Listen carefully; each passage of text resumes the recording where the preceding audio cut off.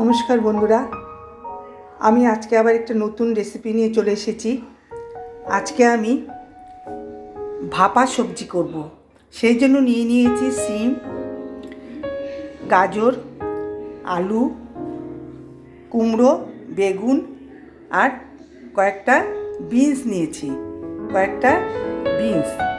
বিনসগুলো ওই সিমের সাথে মিশিয়ে নিয়েছি।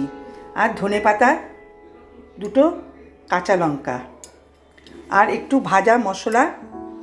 আমি জিরে, ধনে, মৌরি, শুকনো লঙ্কা, তেজপাতা সব টেলে নিয়েছি, টেলে গুঁড়ো করে নিয়েছি।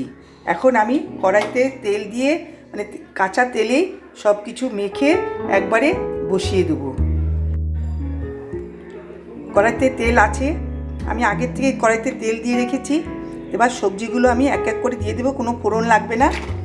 সবজিগুলো সব দিয়ে দিতে থাকবো, দিয়ে সব কিছু মেখে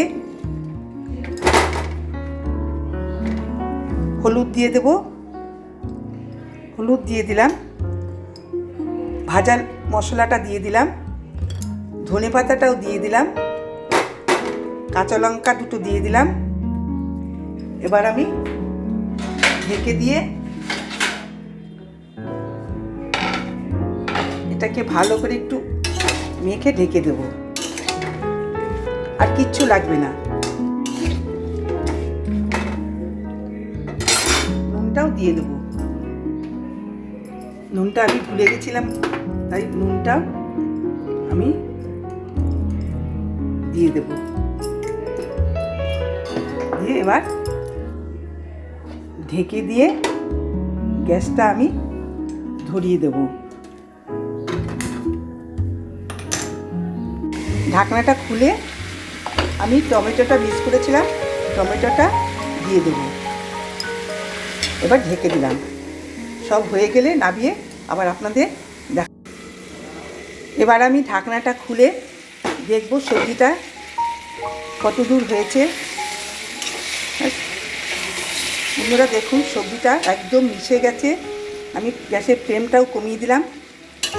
এইভাবে আপনারা একবারে সব কিছু মেখে জল ছাড়া এইভাবে সবজি ভাপা করবেন। আর যারা মিষ্টি খান তারা একটু সামান্য মিষ্টি দিতে পারেন। আমি মিষ্টি ব্যবহার করি না রান্নায়, আমার হাজব্যান্ডের সুগার, সেই জন্য সব কটা রান্নাতেই আমি মিষ্টি ছাড়া করি। বন্ধুরা এবার আমি নামিয়ে নেব। আমি নামিয়ে নিচ্ছি।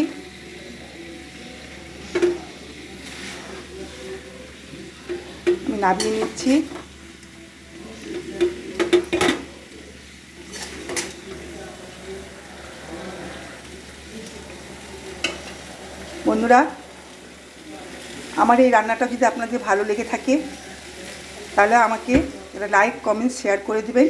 আর আমার যদি কোনো ভুল ত্রুটি হয়ে থাকে আপনারা একটু মার্জনা করবেন, কেন আমি 3 মাস ধরে করছি এই লাইনে, ফেসবুকে আছি, ইউটিউবে আছে, কিন্তু আমি এখনও ক্যামেরার সামনে সরগম হতে পারিনি।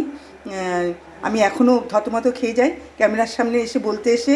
তাই আপনারা আমাকে একটু মার্জনা করে আমাকে লাইক, কমেন্টস, শেয়ার করে দেবেন।